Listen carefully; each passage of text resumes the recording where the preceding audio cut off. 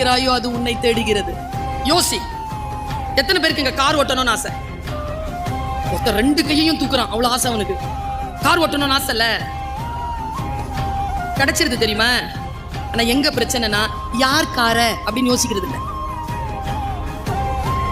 நிறைய பேர் டிரைவர் ஆயிடுறோம். அதே கார், அதே தனிமை, அதே 80-90 வேகம், எல்லாம் அதேதான். பிரபஞ்சம் நம்ம கேட்டோமா கொடுத்துருச்சு.